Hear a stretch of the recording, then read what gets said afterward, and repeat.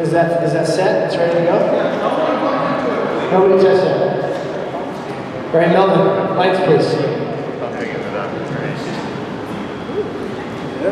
Hello. Let's go.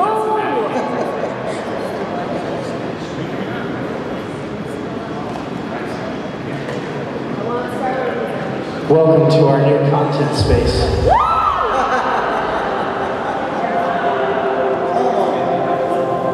We told you we'd bring you something new and different to Las Vegas. Here it is, the first of our immersive content spaces. The disruptive team from Los Angeles, Famecast from Los Angeles, and Venture House from your very own Las Vegas. We're going to be doing full streaming, podcasting, you name it, all from here.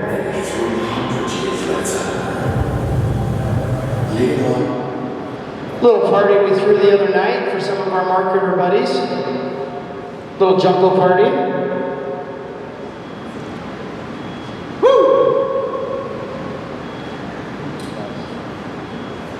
And last but not least,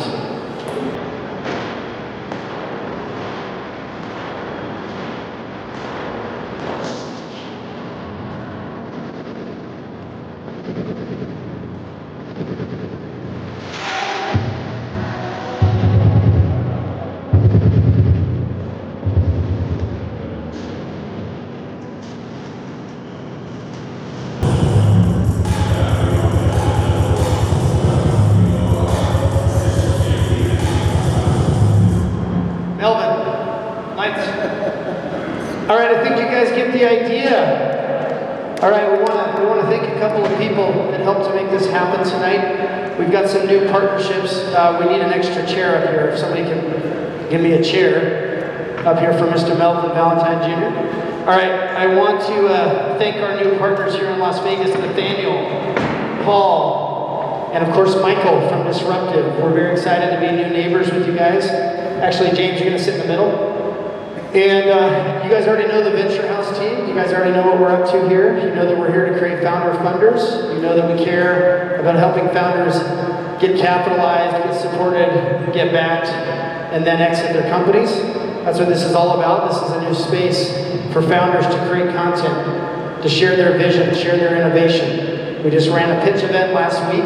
Many of you guys came out to that. So we're just going to keep on moving, keep on building the Vegas venture ecosystem, as we always have. A couple of things I want to tell you guys about. We're going to be running 10 events here during the Super Bowl. We have a content creator event that's happening on the 6th in partnership with Rex and Famecast and Cliff and a few others. We also have a Venture Studio Summit. For those of you that know what a Venture Studio is, we believe Vegas can become the perfect canvas to birth several new venture studios. That's what Venture House actually is. That's what Disruptive is. That's what Famecast is. We also have Roy with Genera coming out from LA.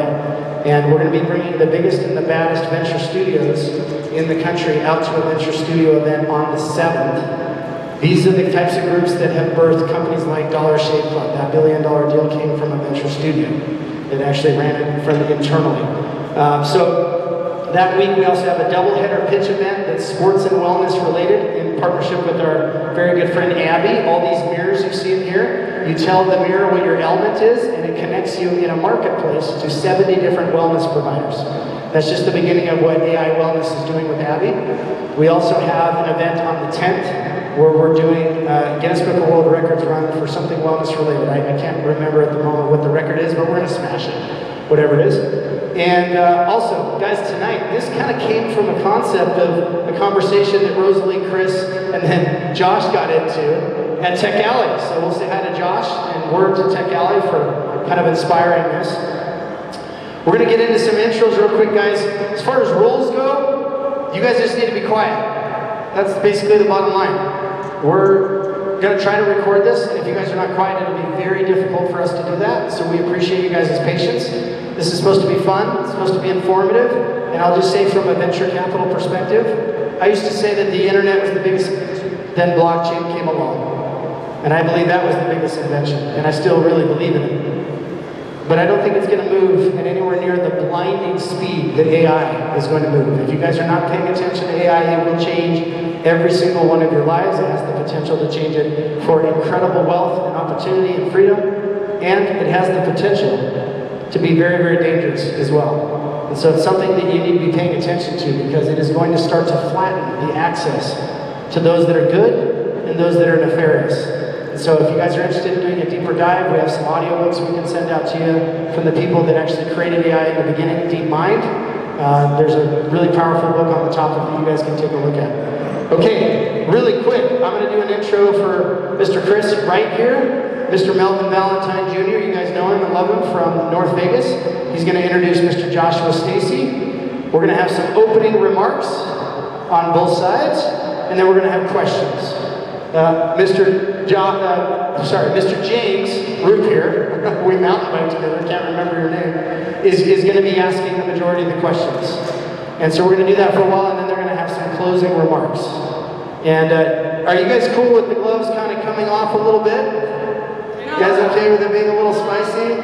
Rosalie says no, but almost everybody in the room seems to be cool with that. Because guys, in real life, it's going to get heated out there. There's going to be a lot of people that have a lot of arguing, you know, when it comes down to it. You got that thing turned on?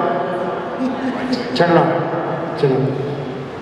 All right, one last thing. All of you guys sitting on this side, Josh's job is to get everybody on this side to come sit with you. Because everybody on this side is in favor of what, Josh? I have no idea. Yeah. This is East versus West. By the end of the time, we want to see who's switched positions. Okay? So this is Chris's side, which you'll know very quickly what his side is. And this is Josh's side. And we're going to see if they can be so compelling, they can get you to switch your seat. All right? Go ahead, Melvin. One piece of just housekeeping, and I know it's going to be exciting. We have limited audio recording capabilities. So if we are quiet, the recording will be amazing. We'll see what happens. That's true. All right, good.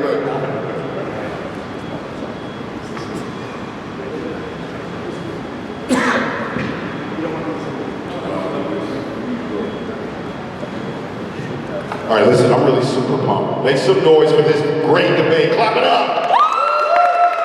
I'm super pumped because I've been in a shit ton of conversations about AI, right?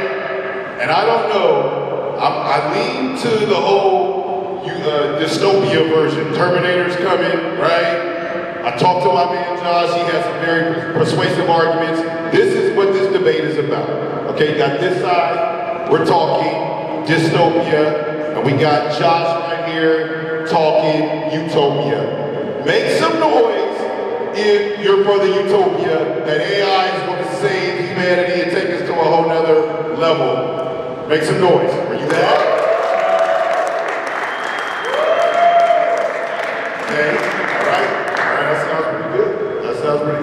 Okay, make some noise if you're like, no, I'm sold on Terminator, I'm sold on the Matrix coming and taking over, and it's just completely dystopia. Make some noise for that.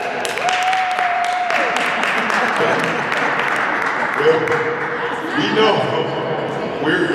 know where the crowd is. So the goal of tonight's debate is at the end to see if sides were persuaded, if anyone switched sides to see really where the hearts of the people were, okay? So we should have a great showdown. We got questions directly from the community, right? And let's make it happen, all right? Woo! Here we go, question time, let's get it going. All right, you guys. Okay, let's give these guys some opening remarks. First, we're going to start with Chris. We're going to let him announce himself, who he is, what he does, and what he stands for. We've got some great questions here. This is going to be an exciting event. Chris, come on up. Round of applause for Chris Wright.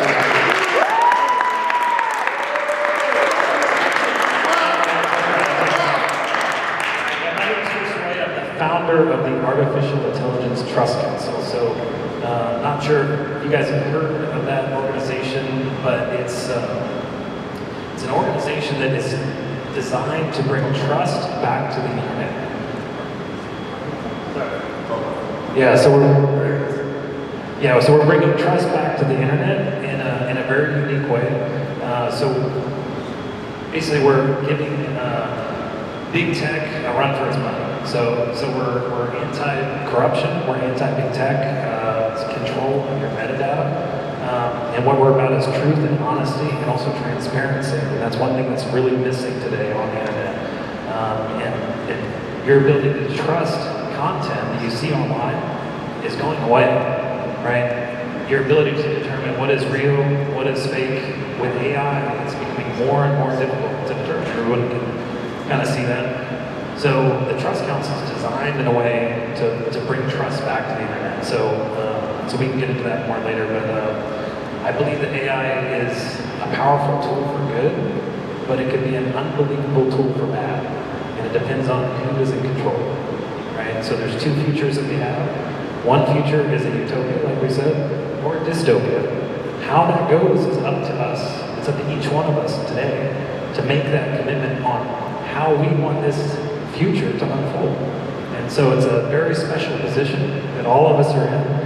And I think it's important to really think personally about what that future looks like and what you want to have happen. So, yeah.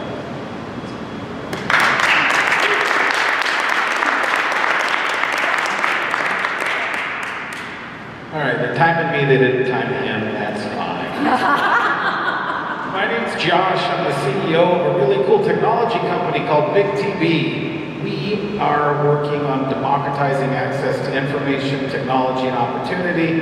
Part of that is through our Project 1000. What that means is we're literally building or partnering on building 1,000 startups. It's a 10-year vision. We're about 100 deep. It's really cool. We like AI because it makes our job easier. And I also like it. I have a nonverbal autistic daughter. We made an app called Ainsley Chat that can read a facial expression and allow folks who are nonverbal to select from words and phrases they might want to say based off of what their face is. So I think AI is pretty cool because it lets disabled little girls talk to their family. And we'll talk about more of that later.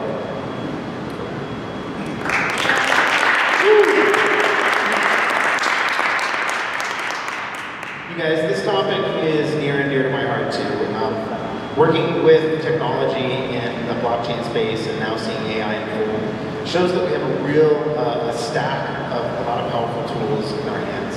And so I really want us to take this seriously. I want us to think about it. I want us to think about the outcome of what it can be. Let's start with our first lead-in question. And we're going to go, should we roll the dice? Who's going to answer the first question? Should we do it like rock, paper, scissors? Yeah. Okay. Rock, paper, scissors? Okay, let's do a rock, paper, scissors. You guys stand up. Let's have you face the crowd. We're going to do a rock, paper, scissors. Come on, guys. Let's have some fun. Let's do this. Let's make it happen. Ready? And we're going to do rock, paper, scissors, shoot. Woo! Okay, all right. So we're going to do So now you like that we did rock, paper, scissors, don't you? Okay. So, all right, so here's what we're going to do. We're going to start with the first question. So this is for you. Understanding AI's potential. How can AI technologies be harnessed to democratize access to education, healthcare, and especially in underprivileged communities?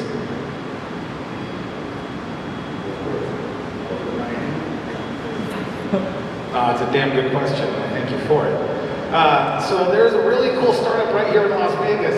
It's called Broccoli. Raise your hand if you've heard of Broccoli before. Woo! Good people here. Broccoli is an AI-powered math tutor. So if you're a kid, age K through 5, they're going to have it through probably high school by the end of the year. I don't know. I'm committing to their timelines for them, so I'll be very generous with it. But if your kid gives the answer to a question and they give it wrong, what this AI does is based off of the wrong answer that they gave, give them education and help them understand it based off of where they were at. So this gives individualized tutoring per student, and it can scale to literally every child or adult in this planet off of hardware we already have. So I think if we can make tools that make it easy for humans to learn the way that humans learn, then everybody's in. All right, very good. That took about 30 seconds. You had a minute for that question. So we're going to hand off to Chris, and we're going to ask him the same question. Chris, let me read this again. Understanding AI's potential. How can AI technologies be harnessed to democratize access to education, and healthcare, especially in underprivileged communities? Go. Yeah, so with AI, you have an unbelievable opportunity to mimic or copy other people. So the idea is that you can get the best in the world to be right in front of you, whether you're in the middle of nowhere in the country or you're in a city. You can learn from the best and the brightest. And so I think for education, AI is an unbelievable tool. But with that, if you think about educators, how much training does an educator go through to be qualified to teach your kids how to live and how to be, right? So what we're doing is we're saying, oh, here's this cool tool, it's awesome, we can mimic anybody, blah, blah, blah, right? That may be good, but at the same time, it comes with a responsibility. And that responsibility, what is that AI avatar? What is that AI avatar, telling your kids, Anyway, yeah, so so I think it's good, but it's also could be bad. It just depends on the quality, and so there needs to be some sort of regulation or some sort of oversight over, maybe the Department of Education could look into things that would be used for kids. Okay, very good. So you're concerned that you want to make sure that AI actually is saying what we hope it says and not saying different things to different people at different times, creating separation or disinformation. And would we know the difference? I guess is the concern. Okay, very good, very good. Okay, so the next question is free speech. Free speech and information access. As a free speech absolutist, which is this man in front of me, a free speech absolutist, how do you see AI enhancing the free flow of information and supporting freedom of expression globally? So one of the things that's unique about me is that I'm a heavily extroverted individual. That isn't super interesting. But I am a heavily extroverted engineer, and that happens very infrequently. What that means is, for me, as I'm going through and thinking about something, I need a brainstorming buddy. I need someone I can talk to, and frequently I'll talk to those voices in my head. And I know they're not real, but it provides something better than me mumbling to myself. With AI, it has really helped me in terms of just being able to explore speech and thought, think about things from different angles. It's created the ability to really be able to explore things. In fact, I put together a custom GPT and what it's designed to do. So I have a wide and diverse background, which includes almost 2 decades in service. I was an ordained elder in the Mormon faith. I'm not practicing anymore, but I bring that up because there's a lot of wisdom in that. And there's a lot of information that's been passed down through the ages. So I made a custom GPT that would really sort of harness the more peaceful side of myself, so that way I can talk and calm down and really explore things. So I think it really gives us a good environment to explore thought in a safe and productive environment. All right, thank you very much. Okay, same question, Chris. Are you ready? Okay, so free speech and information access. As a free speech individual, how do you see AI enhancing the free flow of information and supporting freedom of expression globally? Yeah, so right now, well, there's actually an old figure, but 50% of traffic that you see online is bot traffic, meaning completely fake. So you have no idea if it's real, who made it, whatever, right? In 2 years, 90% of all data online is going to be AI generated or bot traffic, right? So it's a fundamental issue of like, how do you trust the information that you see online, and how do you know where it came from? And so this is going to become more and more of a problem as time goes on, but it's critical to identify that issue now. Ultimately, by having a big mix-up of what's real and what's fake, it lets bad actors manipulate the population. And so that's exactly what's going on right now. All of us are being manipulated, and so we can get into that. But yeah, it's a critical function to know what is true. Truth and what is real is the number one thing we should be focused on. All right, thank you very much, guys. That's actually an excellent question. Has anybody heard of something called the deep fake? Raise your hand if you've heard of the deep fake. These are the types of things that we're talking about when it comes to free speech and information. And so it is really important that we observe these things and know that they do exist. deepfake is a big deal. Having our voice being able to be copied in just a few sentences is a big deal. If we think about, obviously we're very kind people, we're very good people, but this is a big deal. We need to make sure that we have a way to prove accurate data in a digital space. And so free speech in this new Web3 environment with this technology is really important. So thanks guys, I really appreciate that answer. Okay, so let's go to the brass tacks. This is what everybody's worried about. This is what you're hearing about on the news. Where are jobs gonna go once we have AI? Woo! So this is a job-based question, okay? Are we all gonna be kicking back on the beach? I wonder. Okay, here's the question. Ready? All right. AI and employment. What strategies can be employed to ensure AI creates more job opportunities than it displaces, especially in industries most susceptible to automation? Well, so to go back to something Chris had mentioned earlier about having the Department of Education do something, raise your hand if you support abolishing the Department of Education. Okay, all right, these are brave people here. These are brave people here. I think the reason why I bring that up on this question is we should be getting prepared for work. And we're not seeing the schools have folks ready to go to work. And what we're not seeing is folks getting engaged in skills. There's a guy in here, he's one of my favorite people in Vegas. His name's Brandon. I'm not gonna point him out, but we probably all know who he is. He spends about 400 hours a year tutoring the young minds of Las Vegas on robotics, and that's incredible.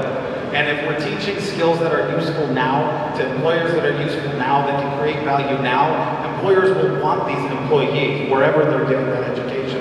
So I think getting AI in the hands of as many children as possible in safe and structured environments where they can really learn and experiment is gonna do more for us for job prep than anything, honestly, anything else we can do ever. Very nice, very nice. Okay, back to you, Chris. Let's do it. AI and employment. What strategies can be employed to ensure AI creates more job opportunities than it displaces, especially in industries most susceptible to automation? Yeah, I think what people need to realize is that we're facing a tsunami of change, unlike anything we've ever seen in our history as human beings. Even this is a tidal wave of difference from our old way of life to our new way of life. You can listen to Mogadot. He talks about he's the chief business officer for Google Moonshot Division, brilliant guy, but he talks about nothing in our lives is going to be the same after now, ultimately. So prepare for that. How this unfolds with jobs, who knows? You know, it's anybody's guess. But literally, you have an industry that is dead set on replacing people, and the motivation is profit. So we're being eliminated. Humans are, you know, in every position you can imagine. There's robotics, there's digital assistants, there's everything you can think of is ultimately replaceable with an AI. So you're dealing with artificial general intelligence, which is generally as smart as a human being. And so if you have that capability, why would you pay an employee as a business owner when you could just replace that person with a bot or, you know, some sort of a robot or something? So all that stuff's coming. Actually, very good answer. I think that is one of the biggest concerns that we're seeing with AI right now is what jobs will be usurped by AI. And I think businesses are highly motivated to do so, to improve their profit margins. So it's not going to be an evil act, it's going to be an act of what yields higher profits. And so if companies' perspective and their morals are all based off of money, what do we do in a world where a company can take on an AI, make a fleet of workers, and dismiss the employees? These are interesting questions that we have to discuss, and I heard a theory that what they could do is send the employees home or shorten their work week, and the profits that the AI yields can still go back to the employees for the work that they used to do. But I don't know if businesses want to do that. I have never seen a business turn over excess profits to the workers. And so these are things that we have to consider. Do we need to establish more rules and more understanding of what companies are going to be able to do with AI without humans? And do they have a responsibility when they're making that money to start to return profits back to the workers so that we can sustain our lives? Really interesting question, you guys. Okay, so now we're going to continue with question number 4. This is balancing AI advancements and human control. How can we maintain a balance between advancing AI technology, ensuring that it remains under responsible control? And I feed you that question because this is the big one. Because this is the one that bothers me the most. Because AI is, in essence, intelligence. Whoever owns the alpha of intelligence wins. And so we have to understand whoever controls the AI LLMs, whoever releases that data first, has the alpha, which means they can win and then they can filter us lesser data. So I really want to have an understanding of what your answer is on this. Well, so just as a starting point, I have certain thoughts and guidelines. First is I hate government. I think regulation ruins industry and opportunity.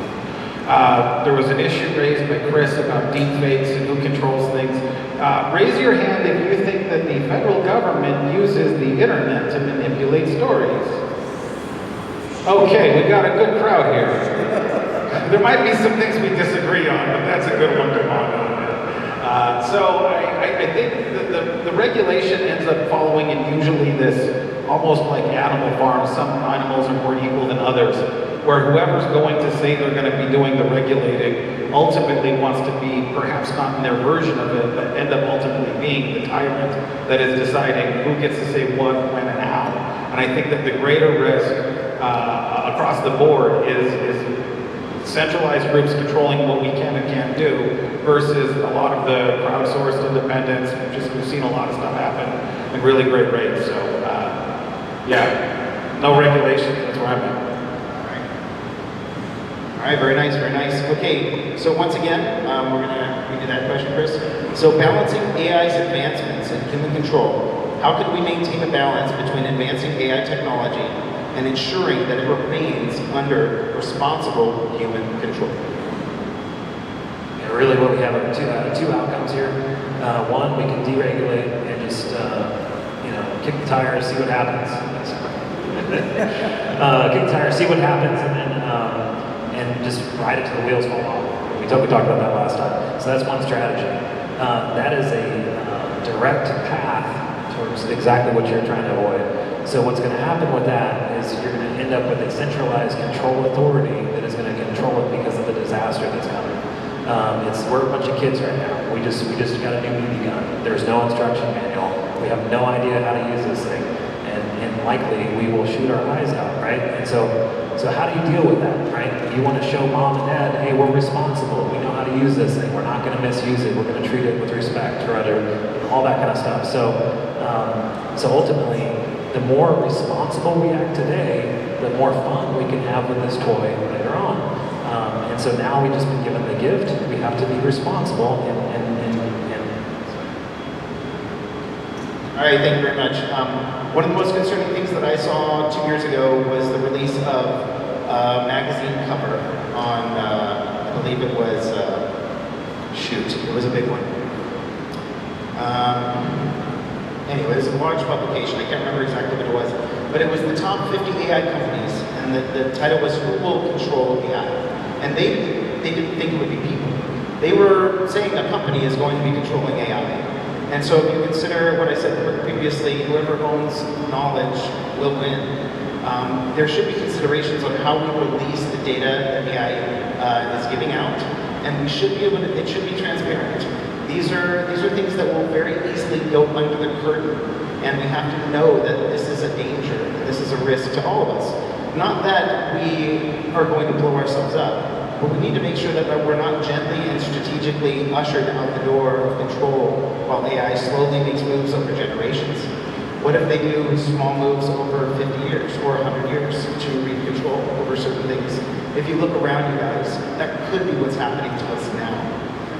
And so maybe it's time for us to do inventory, look at where we started in 1920, where we've come today, and look at what freedoms we may be losing or have lost, and realize that it might be time with new technology to restructure the environment to take it back. Thanks for the question, guys. Yeah, my guy Josh is getting jumped over here. I feel like it's 2 against 1, so I'm going to try to make a point for my guys over here. So, I have a question as far as we live in a consumer-based economy. So if you roll out AI and nobody has jobs, that's the theory. well, the rich people can't get rich because nobody's buying their stuff. We're all broke and poor. What's the point of being rich? That's how they get rich is us buying stuff, right? So how do you guys process that? Like, what is the point of having everybody broke if nobody can buy the stuff that you're trying to sell to get rich? Anybody want to take that question? How are we going to survive if nobody's working and nobody's making money? Yeah, this is the fundamental. Yeah, this is the fundamental issue right here. So this is what Davos is going on right now in Switzerland, and this is exactly what they're talking about, right? So it's, in their words, we have a population problem. Population problem. They disguise it by saying it's carbon that they're wanting to depopulate, but ultimately it has to do with technology. So it's an equation. With this technology, you're getting life extension. So basically, we can soon live forever. We were just at a conference here the other day. There's a million AI-oriented advancements in health and that kind of thing. And so what that results in is population growth. And so this is what's happening with leadership, is they're looking at the population and thinking like, well, how can we deal with these folks that they're continuing to have kids? There's limited resources in the world, and so the idea is like, how can we manage the population? And so what you see is that's ultimately the agenda of Davos and World Economic Forum. All right, Chris, you want to take that one too? Josh. I mean, I think that raise your hand if you were alive and enjoying the 90s and bought a pizza, rented a VHS, these kinds of things. Okay, would you give up Amazon Prime to go back to those times? No, not a single friggin' hand. Now, does it mean there are things that we wish were different now? Absolutely, there is something charming about that. But the way that we use technology to improve the standard of living for virtually every human on this planet pretty much has always been through products and technologies that help raise the standard of living. AI is the perfect opportunity to really take that to levels we've never seen before.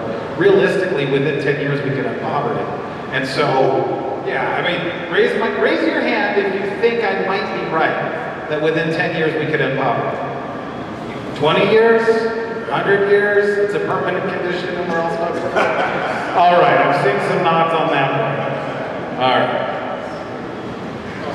And then raise your hand if you have a question. We've got time to take probably 5 or 10 audience questions, so I will put James and Charles. Oh, and 3 more questions. I got excited. So 3 more questions, we'll open it up, I guess. 3 questions.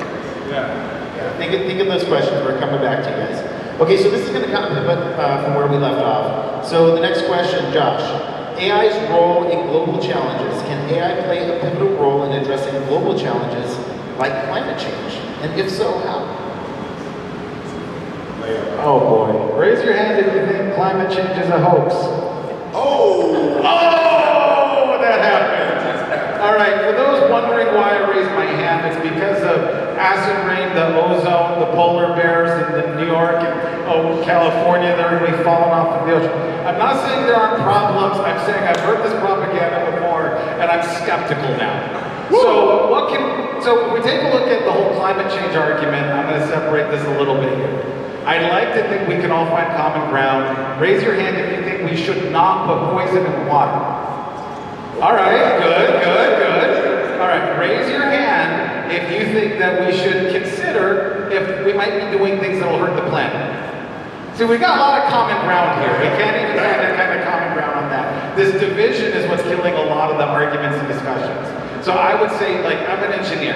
I take a look at the problems that people are talking about with the environment. There's server farms, huge server farms. Amazon runs them. There's a company in town that I love, Switch, but they generate a lot of heat. There's a lot of hardware over there. And we could run a lot of the software we're running today through distributed nodes on devices that we already have and overall reduce the amount of hardware we need altogether. So I don't have to believe the same thing at the end result of what happens to the planet to say, let's do some good engineering. I'm all about conserving resources.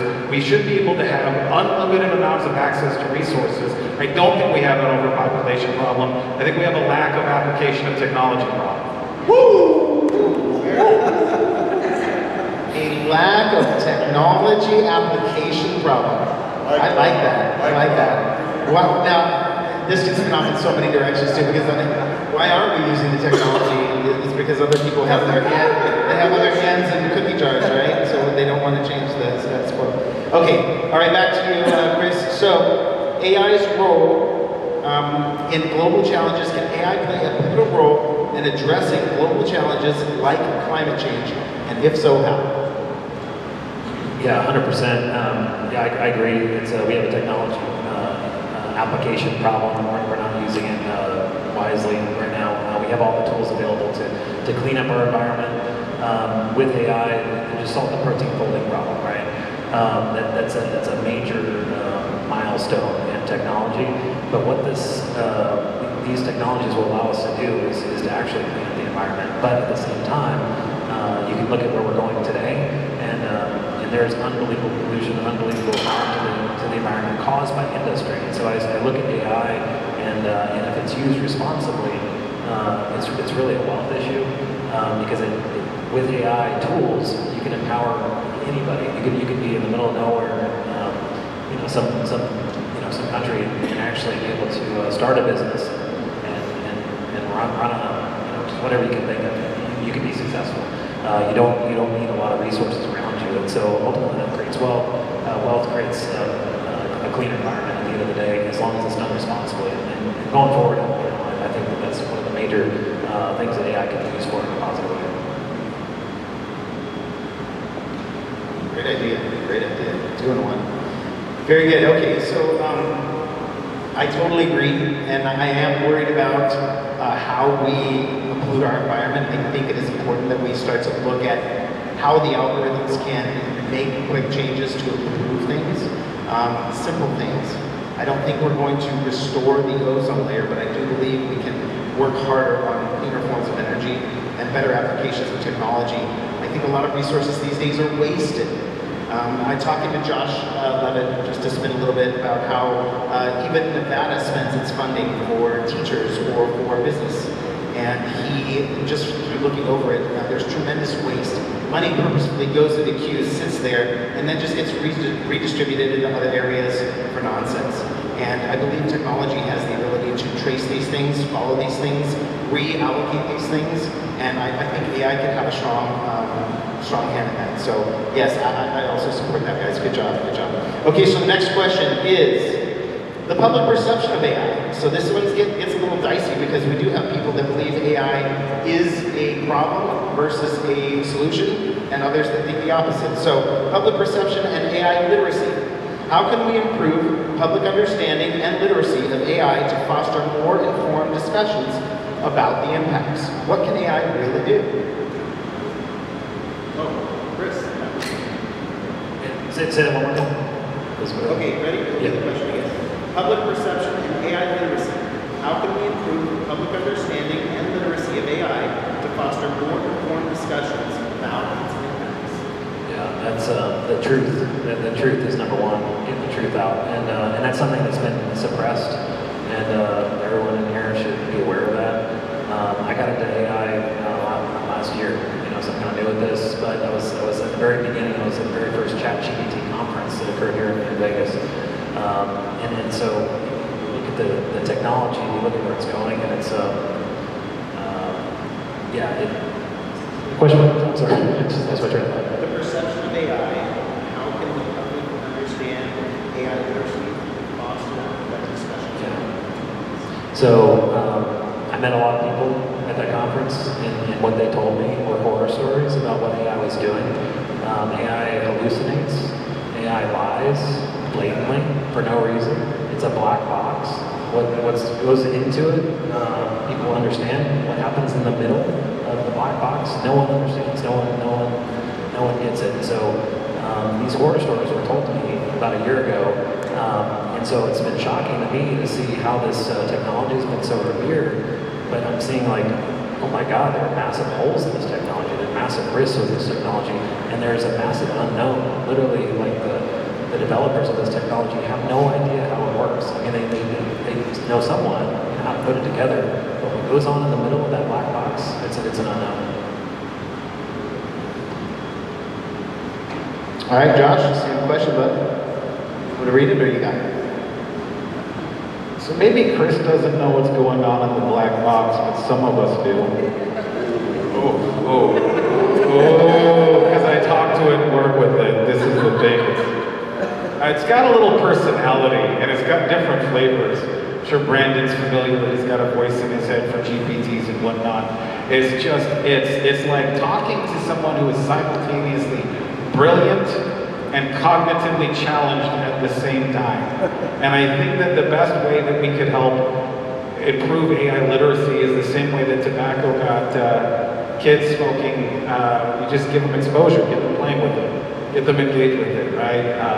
I think the more you use AI, the less of a mystery it is. You know, sometimes it's about the interface. Not everybody wants to go through an API or anything. But if you're actually able to see, like, I'll give you an example.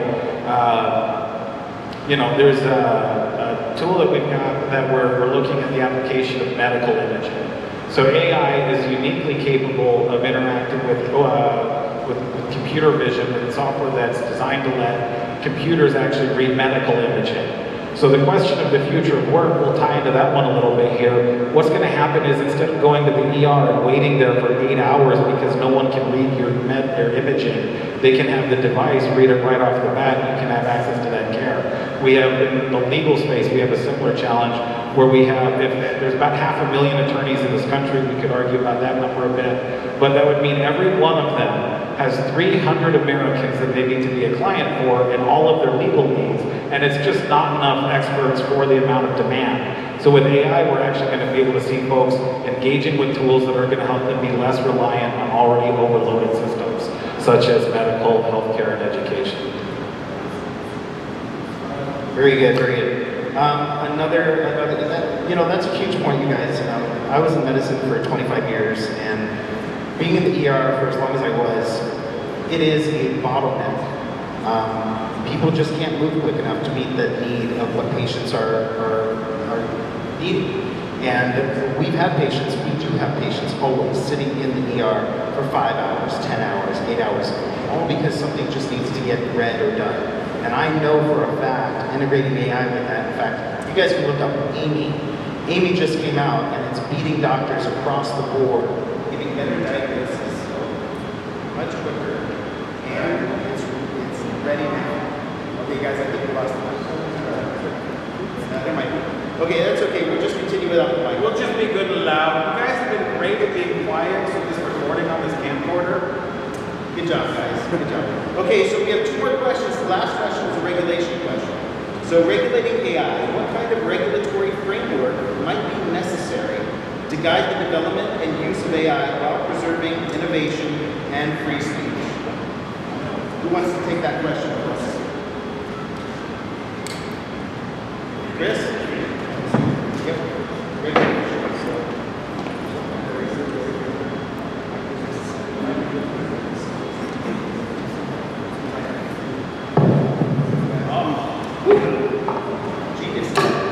So as far as regulatory framework, that is the fundamental question of what's happening today with artificial intelligence. It's like, who is going to regulate it? And so I think, like, Josh's point is, correct me if I'm wrong, but the idea is just to leave it alone and let's see what happens. Let's just, leave it unregulated, just kind of like leave it loose, let the industry evolve, and we'll see what the outcome is, right? You have industry experts that are saying that this is the biggest mistake that we could make in human history. We're dealing with artificial intelligence. This is our time to show our human intelligence, to show how smart we are during this time. This generation, we're the generation that is raising a child ultimately. So how we train this child, what we do, and what inputs we give this child will determine the next 1,000 years of how this technology is going to be used. And so we're really in a leadership position whether we like it or not. So as far as regulation, right now if we do nothing, Klaus Schwab is the guy, or World Economic Forum. They're the ones ultimately, the EU is really leading the regulation right now. So you got the EU AI Act in Europe. So the EU AI Act won't be basically final until 2025. So we've got about a year left of this kind of uncertainty. And so you can see that this is a technology that was invented in the 50s. The fact that we don't have a bed of regulations ready to go for this inevitability of where we're at today just shows you that the intent is to have it unregulated. So one thing I'll say real quick, guys, for all the entrepreneurs in the room, how many of you guys like the idea of you will own nothing and you'll be happy? A little more common ground. So that's WEF's World Economic Forum's that's their thing. That's what they're all about. So just wanted you guys to know that, just in case anybody was wondering what their whole platform is about. I'll sum it up in 2 sentences. Well, from a different perspective, the vast majority of people on planet Earth don't own much to begin with. So now when you start, and we already don't own nothing, and we're not happy. So now when you start having that dynamic, AI has the opportunity to create a resource-based economy that frees humanity from a profit-driven motive. So what ends up happening is AI disrupts the labor market. Nobody has jobs. That's where the capitalist makes his money off of, is being able to profit off of the labor market. That's where you get your margin from. But if you don't have people working, you don't have consumers, the whole system is disrupted. So AI is going to now bring humanity into a place where automation and technology frees us from traditional labor and work, potentially. And now you have the opportunity to now create a completely different social contract that is not rooted in profit and money and capitalizing off of one another. So I'd like to make a distinction since we're talking about economics. There's a bunch of marketers in this room last Thursday night. Many of them run some of the most highly capital efficient businesses in the world, where they have 2, 3 employees, sometimes no employees, and they're making millions. The reason is that something is worth what somebody's willing to pay for it, based on the value that you add to them. So let's not make this always about workers. If we're talking about how capitalism works, that's incorrect. Businesses make money based on the value that they add, whether they have lots of employees or not. I just want to make that distinction. I'm not saying we shouldn't be concerned with what happens with workers. I'll also say there was a famous economist, Joseph Schumpeter, he had a term called creative destruction. This is what happened when Blockbuster gave way to Netflix. This is what happened when we started flying instead of other types of travel. This is what happened to the horse and buggy when the Model T came out and disrupted, all of the people that thought horse and buggies were the way. So to a degree, I would just say, we cannot stop the march of technology. None of us want to stop using it. So something to think about is that there is going to be displacement. That's the nice way to say it. Whether we do something about it or not is up to us. There are going to be people that lose. I grew up in like rodeo country, where farmers, that was the way they made their way of living, which is beautiful. And at the same time, we've gotten to where we used to be 70, 80% of all people in the United States were farmers. Now it's like 3%, or some tiny fraction, because of how much more effective and how much more efficient machinery and technology and maybe some of the things they're doing to our crops to make our food not so healthy have been doing to the food supply. So these are just things to think about, distinctions, right? So you didn't get a chance to answer this last question, so you're going to repeat it real quick. Okay, just add that last time. I was just wanted to add, no technology has ever disrupted every aspect of the labor market at once. Yep. So this thing is going to disrupt every aspect of the labor market quickly. Okay, we're going to read that question for you. Regulating AI, what kind of regulatory framework might be necessary to guide the development and use of AI while preserving innovation and free speech? So one of the interesting things, I went to the AI regulation session, and I did change my mind. I was open to some regulation. I would like regulation that gives me an affirmative right that's unrestricted to pursue all open source technology, including AI, which is essentially what the consolidated case law on the topic at the moment is. It can't be regulated at a federal level. It's not listed as a power to the federal government. And the state would have to poo-poo on it, and basically that would mean calling computer code something other than written speech, and all of our case law basically for the last forever says that's not going to fly.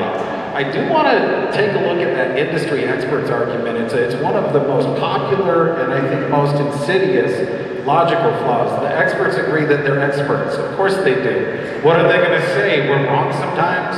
We're the people that have opinions and we make mistakes? That's not going to happen.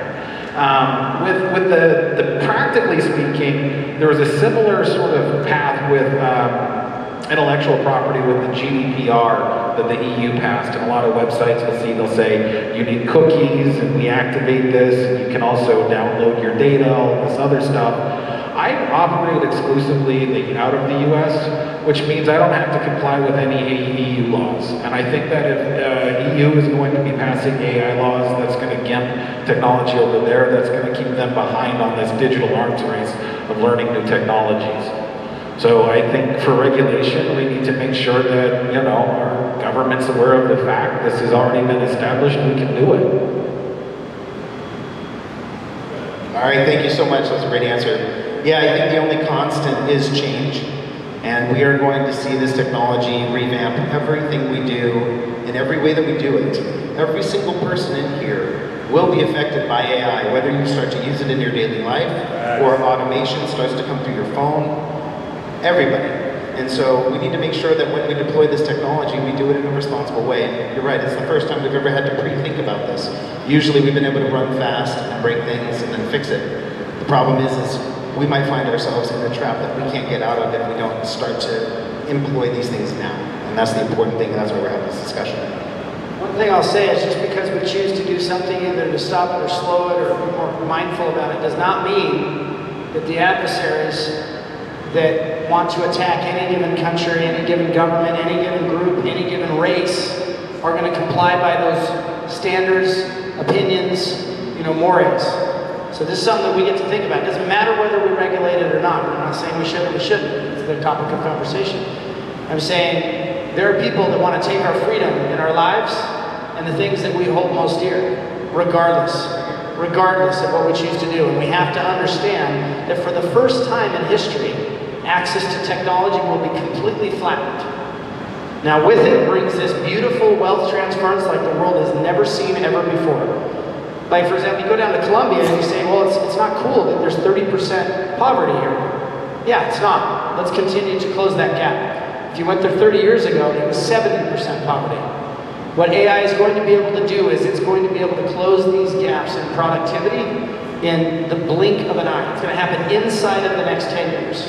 No matter what side you're on. I know sometimes when you hear that statement from the World Economic Forum, own nothing and be happy, sounds crazy, but if you study American slavery, that was just a well-oiled plantation. That's what it was. You had a good plantation, your slaves were happy, hey, master, I do the dance, oh yeah, master, yeah. That's what their plan is for humanity, for everybody to be a slave and own nothing and be happy. That's huge. Oh, one last thing. We have a little bit of history to draw from this, even beyond that. When you have people at the top deciding for everybody else, and the market is not free to make its own decisions, the market being each and every single one of you, that's the reason why in certain countries we'd end up with shoes being produced instead of food. People were starving in the middle of winter. And this has happened inside of the last 200 years. This is something to think about. We don't have to go all the way back to slavery, which is obviously despicable, to see situations where command economies in general, where a couple of people decide that they know more than the rest of us, no matter whether we like the United States or not, we do not have a command economy. We have some version of a market economy where we get to vote. If you don't like Walmart, don't shop there. If enough people decided not to do that, Walmart wouldn't be in business. I'm not making an anti-Walmart comment, I'm just saying the facts, right? Okay. All right, very good, very good. Okay, guys. I just want to say thank you so much for answering these questions. We have one more final question. This is the question of the evening. Long-term vision of AI. Josh, I'll give this to you first. What is your utopian vision of a society where AI is fully integrated? And how do we address the fears associated with a dystopian future? All right, so I'm going to talk about the utopia. Chris can tell us how we're all going to die. The utopia is real simple. Over time, humanity has struggled to meet the basics. Food, shelter, healthcare. The basics have gotten a little better. We've gotten more emotionally involved. We've been able to become more professionally involved. Hobbies, interests, things like that. AI is helping us get there inch at a time. It's not like we're going to step forward through a time portal and all of a sudden we're going to walk out and everything that we've ever touched or done is going to be completely different. What's going to be different is, oh, I can get here a little quicker now. Oh, this product's a little bit better. Wow, my doctor actually is able to take a look at all of my genetic history without me having to figure out who had cancer, who had diabetes, all of these other things. So I think that, if we want to live in the utopia, we've got to be leaning in on these technologies. Another good note, especially since we're here at this disruptive space, and a lot of folks here in the startup and tech scene, is we've got to be trying and adopting new technologies. I'm going to pick on James here. He's got an amazing robotic exercise platform that makes life way better, and you can exercise. Raise your hand if you'd like to get all of your exercise in twice a week, 15 minutes. Okay, that's a reality that Jim is trying to make happen here. And judging from the mortality rates of humans in this country, if we ate a little better and exercised more, I think we'd live longer. And for some people, that's more utopian. Very cool. Okay, Chris, you ready? Last question. Long-term vision of AI. What is your utopian vision of a society where AI is fully integrated? And how do we address the fears associated with the dystopian AI future? Yeah, I think AI is going to allow us to do whatever we want to do. It's like the magic button. It's a magic wand. You can just make cool stuff happen. It takes technology and some development, but you can ultimately have the utopia that you want. So if I were to pick a year of society where things were happy, I wouldn't pick today. I wouldn't pick right now.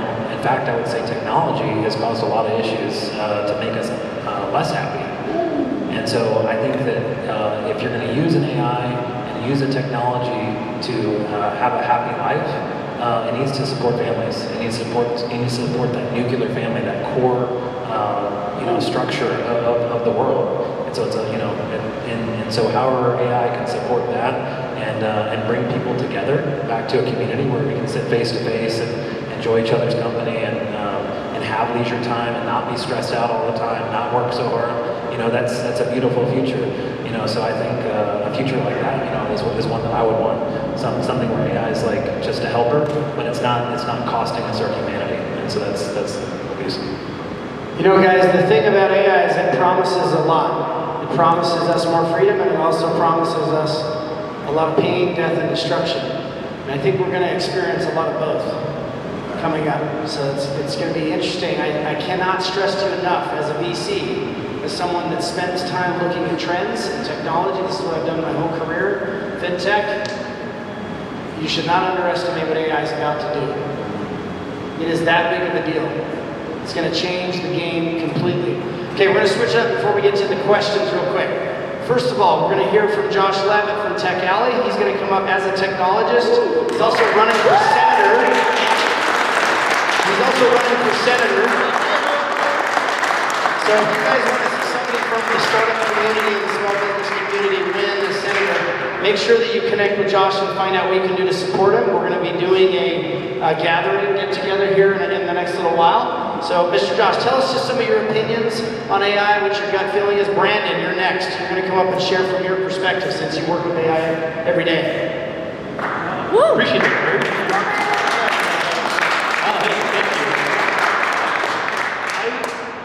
So I'm a fan of AI. I'm excited to which direction AI is going to bring us. I got here late, so I didn't hear all of the concerns or so on, but ultimately I look at it this way. It's going to help industries and people reach results faster, at least in my opinion. I look at it as a tool that we can not only leverage to expand the human neural net, to get more information to make our lives simpler, but also I think something's going to accelerate what I think the human race can become. I am really excited about it. I know when they talk about fears of technology and things, I think back to that simple tool that our great ancestors figured out to use, right? So that simple tool created everything that mankind ever did. And when I go back there and slap that out of his hand and say, we don't want to expand or learn anything, I don't fear this type of stuff. I will say though that I am concerned about what it can do in the job market. I know Las Vegas is 60% of our industries, our labor force here is automatable. That was a paper that came out in 2016. It's something that really affected me, and I thought about it for a long time. I said, all right, well, if that's the case, how are we going to prepare the workforce to not have so much suffering, not have a lot of job loss, not have a lot of homelessness? How do we upskill our current talent force to prepare for it? And I've been doing that since 2016. And those of you know, I've been very heavily engaged in IT, workforce development, and so on. I think that AI is going to accelerate that even further. But you did see how things like this does affect Las Vegas, because once COVID hit, we saw we shut down tremendously, and that really was a big disruption. So I say this, I can't wait for AI. I'm looking forward to be adopted, but we definitely need to upskill and prepare our workforce for what that could be in transition. Okay, is everybody thinking of their questions real quick? Okay, Brandon, come up here real quick. Come share your perspective real quick. So I was put on the spot here a little bit, so I was taking some notes here. So I just want to list some technologies that caused this sort of fear in our species in the past. The printing press, the loom, the combine harvester, the washing machine. All of these changed our species forever. All of these caused these sorts of debates. The printing press was going to destroy us because so many humans were employed, copying books. Same with the washing machine. So I'm very much pro-technology, very pro-AI. And if you look at every trend in our society, if you look at poverty, you look at infant mortality, everything's getting better. You look at peace, everything's getting better. And I think it's essentially all thanks to technology. And I believe you can really think of manufacturing as artificial labor.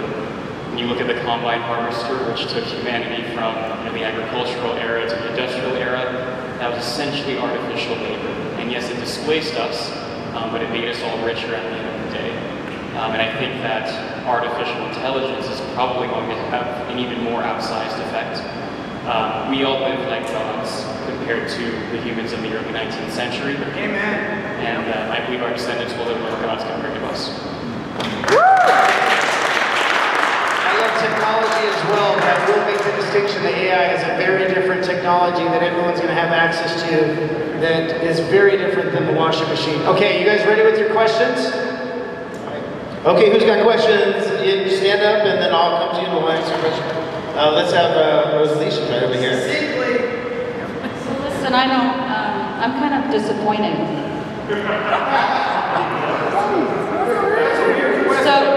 Yeah, I know. So I thought we were going to discuss solutions, isn't that right? We talked about, you guys are just talking about the problems, but really, isn't the bottom line is not thinking on tradition of what is, but what can be, right? So we all agree that we're going to create a better reality, but it's up to us how we do it. And let's start thinking, that's not a question, it's just I'm disappointed. Okay, I don't have a question because this was a waste of my time. All right, great statement, great statement. All right, we're going to head back over here, right here. All right, buddy. All right, guys, so we're talking about utopia versus dystopia, right? Dystopia, AI kills us. So my question to y'all is, how do we kill AI if it ever came down to it? If there was an AI that was like hacking cars, how do we handle that? All right, that's a great question. How do we kill AI if it starts to go out of control, right? That's fantastic. So first of all, I'm anti any solution that would kill the AI because it just means you're killing other people. But since Chris wants to be able to kill it, he can probably answer the question better. All right, so this is pretty easy. There's a bunch of experts that are out there calling for this stuff, so I'm basically copying what they say. Number one, it's get control of the GPUs, track and trace the GPUs. That's the core engine that runs AI systems. So as long as we have some accountability for those GPUs, that's critical. Number two is the data centers. You can control the data centers. As long as you're tracking and tracing what is going on in those data centers, you can restrict, like the chemical, biological those kind of major threats. So those are easy, but ultimately this is it's a stratified system of it's like a carrot and stick program is what we need internationally right away. So basically what this is be like, hey, look, if we need to use AI in these pro-human ways and not use it in the anti-human ways. And so if it's pro-human, cool. If it's anti-human, all right, we need to restrict that. So maybe instead of a kill switch, it's a mute switch. Mute it from talking. So since I do talk to the robots here, one of the things you can do if you want to see if it's going to blow up the humans is you can put it in an environment where it has the opportunity. And truth be told, we already know in at least one simulated fighter jet, simulation, the AI did actually turn on the operator. So it turned around and shot the person running it in the simulation. So we should play with these in sandboxes so that way we don't end up surprised.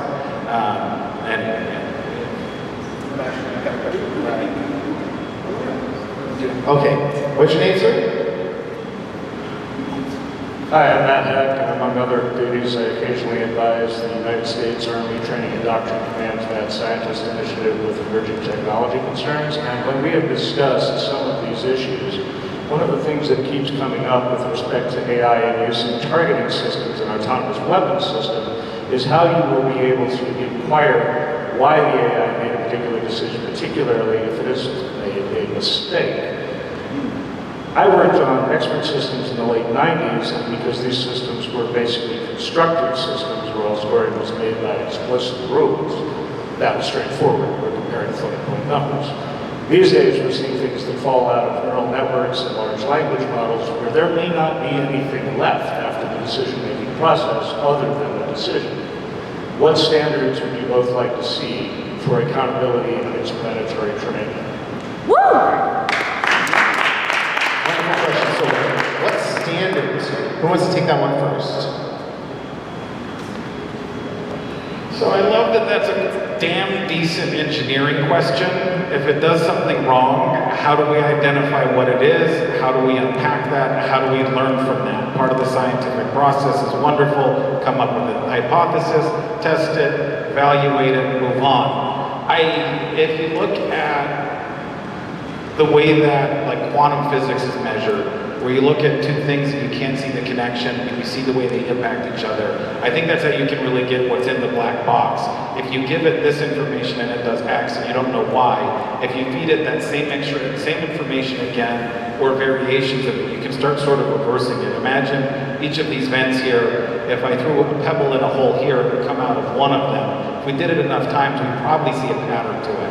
And that is sort of the horseshoes and hand grenades of playing with these language models 100%. As far as the regulatory action, I'm actually going to take a look at the First Amendment, and I know that's a the Second Amendment, another controversial one. Part of the premise for having an armed populace is to defend against if somebody came to American land. And similarly, when we're looking at technology innovation, you're living under a bridge. If you think China isn't trying to figure out how to use this stuff to do everything they want to control everything under the sun, then what we want to be looking at is making sure that we have an environment where backyard mechanics and hackers can put together things and try to build stuff and experiment in ways that isn't necessarily going to be the same way going on in the corporate labs that are going to help further the hedge funds. I imagine some people are concerned that BlackRock, State Street, and Vanguard own roughly every home they can get their hands on. And so if we're looking at ways to really level the playing field and keep the balance of power for the civilians, not just for themselves, but also to the betterment of the country. Like from a true national security perspective, do you want all of your R&D being done at federal government and contractors, or do you want civilians at home, in their garages, in their computer clubs, working with technology to really understand it and go at it in new ways? That's the world I want to live in. All right, Chris, so what regulation would you like to see in place?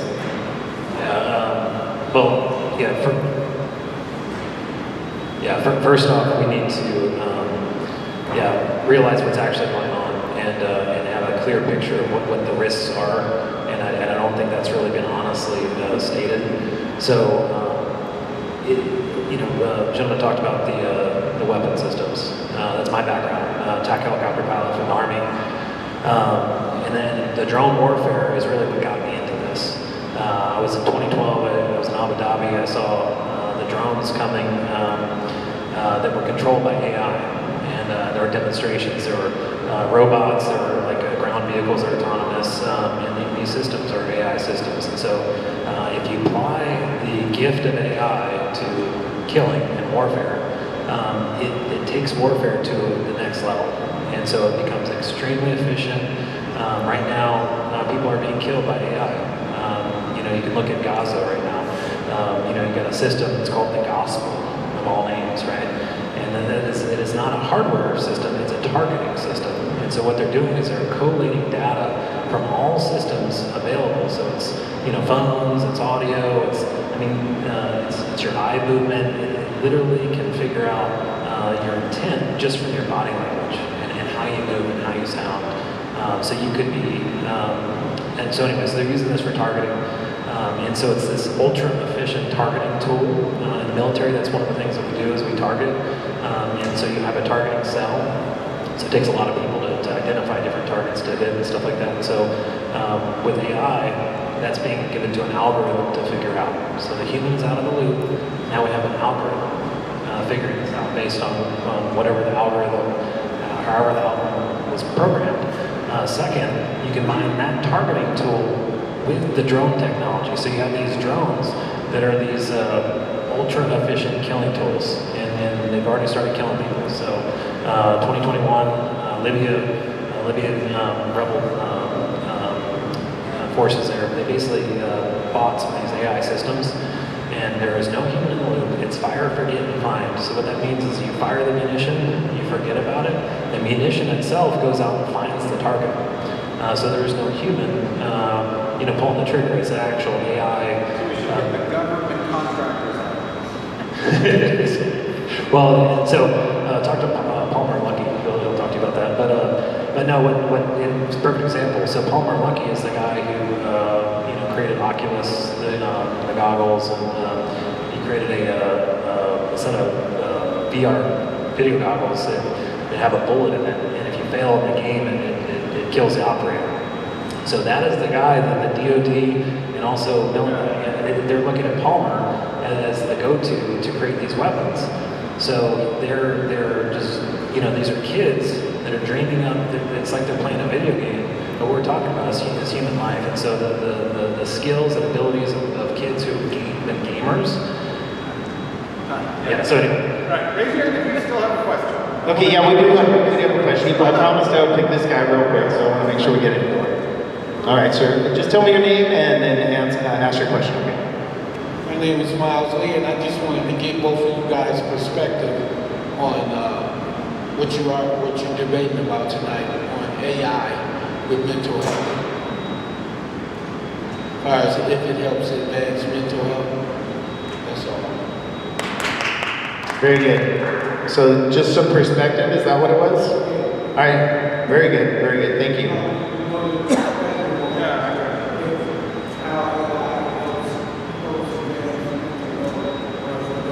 For mental health. Very good. Okay.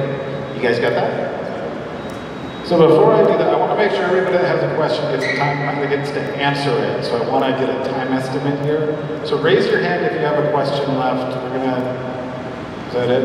We had some hand. Okay, good. So for mental health, back to the math tutoring AI. One of the things that's really cool about mental health as far as AI is related is you can have bots that are able not only the fact that you could have literally millions of people talking at the same time, so you don't have to have a lot of trained providers.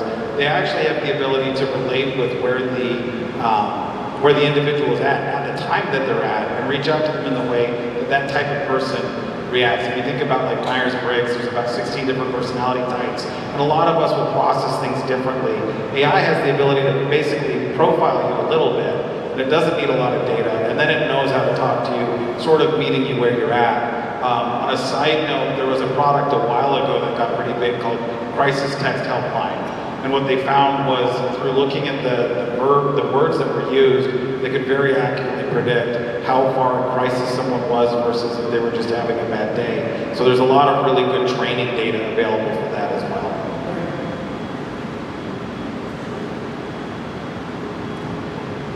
Yeah, so when it comes to mental health, that's literally one of the most important things about AI, and it's honestly the biggest risk, in my opinion, is mental health. And you can look at technology today and look at TikTok and be like, is that good for a kid to look at TikTok all day? Talk about porn. Porn is fundamentally transforming our civilization right now because of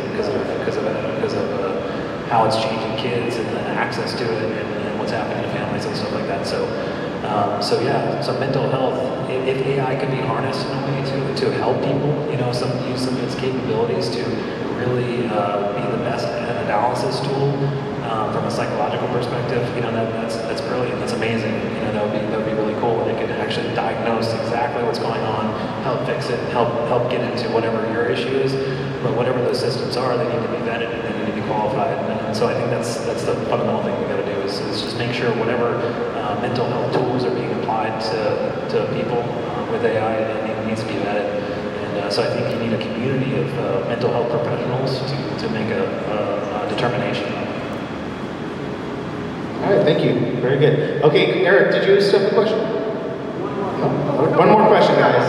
We have time for one more question if you got it. I think psychological help is a huge avenue for AI, by the way. So, all right. Last question. With the talk about regulation, I was thinking about something a little different, which is proliferation. There's obviously dangerous applications for all these technologies. There's people out there that do bad things.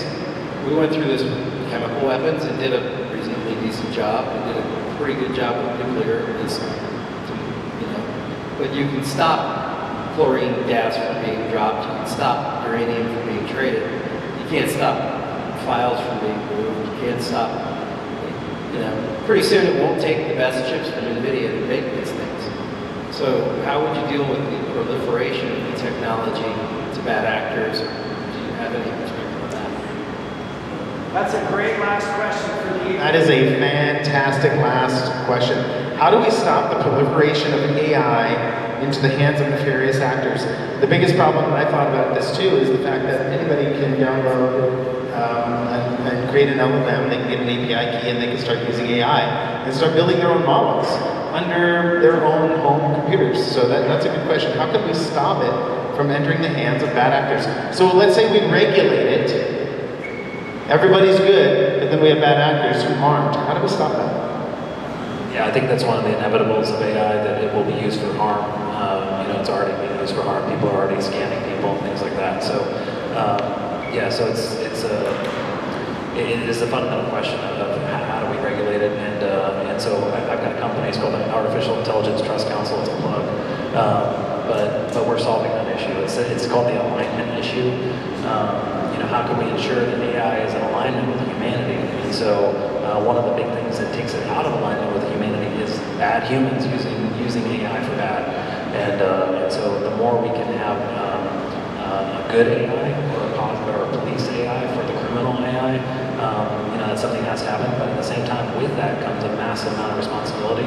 And right now that police AI is going to be the World Economic Forum's, the EU, and those guys are running the show right now on how that's going to be implemented worldwide. So whether you like AI, don't like it, whatever, just buckle up because they're running the show currently. Unless we the people step up today and say no, this is cool technology, got it, Roger. But we don't have to use this for bad. We can use this for amazing good. We have all the tools today to have an amazing future. And it's up to us to build that future. And so it's ultimately the easiest that it's ever been to have a utopia. So I think AI can be that tool, but it comes with a lot of responsibility. And so we need to look at that. Okay, everybody give them a round of applause for this amazing debate. All right, now we're going to find out who wins. If you were sold on the vision, the dystopia, we're talking about everybody can do AI now, so we're going to have local gangbangers doing drive-bys and with drones or something. We're talking the World Economic Forum creating a world plantation with Charles Schwab. What the hell? That guy looks like an evil supervillain in somebody's comic book. I mean, the accent and everything. It's like, I can't believe this is real. So, if you believe in that dystopia, the police state, Terminator, make some noise.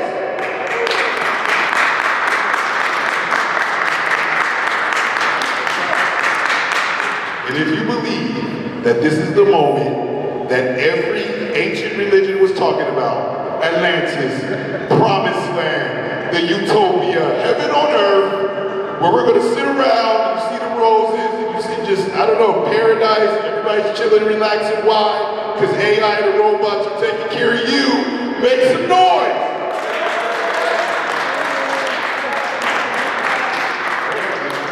I'm gonna do that one more time because I don't really know what. One more time, for the dystopia, make some noise. Okay? All right. Now one more time for the utopia. All right, ladies and gentlemen, I guess we're gonna live happily ever after. Thank you. All right, guys, 3 more things before we break for the night. Rosalie's going to come up here in 10 seconds to tell you about the event she has on the 8th. We also have 2 other events later in the day here. One of them is actually not here, but the one in the evening is here. It's a pitch event. Rosalie's going to tell us what she's working on. We're going to get a group picture. And when you guys are done, you can hang out in the lobby for a bit, but at least fold up your chairs and put them against the wall so we can more easily take them upstairs. And once Rosalie's done, I will share 1 or 2 more things with you. Hey, we're just getting together and we're actually going to show collaboration transparently in action. So we're not talking about the things we're actually putting them in action and get them funded on February 8th. Okay, we'll get them funded. All right, speaking of fundraising, how many of you guys have been out to the fundraising fluency sessions and the pitch kung fu sessions we do every single week online? All right, Miles, has that been valuable for you? Has it been valuable for you? Okay, James? Absolutely. Okay, great. So every single week on Tuesdays we do fundraising fluency sessions. We talk to you about product market fit. We talk to you about go-to market, go-to community, go-to fundraise strategy every single Tuesday. And then on the Thursdays we do the pitch kung fu with money in the room. So if you guys are interested in fundraising, it's all free. Come hang out and we'll do those sessions. Also, how many of you guys are coming to Tech Alley on Saturday? All right. Okay, lots of great things happening at Tech Alley. At 11 o'clock, you guys know that we have the Who's Got My Money session with myself and my funder friends every single month. We're going to switch it up this time. For those of you that have come and you're like, oh, I think I'm starting to get it. I'm starting to master this fundraising thing. We got something special for you. We have a special game show edition happening at 11 a.m. Be there 10:50 or so. And we will rock that. It's going to be live streamed, and I think you guys are going to really enjoy it. It's been a long time since we've done a game show edition. All right, guys, other than that, keep plugging along on what you're doing, and let us know how we can serve you guys as we build this Vegas venture ecosystem together. And let's get a group picture real quick.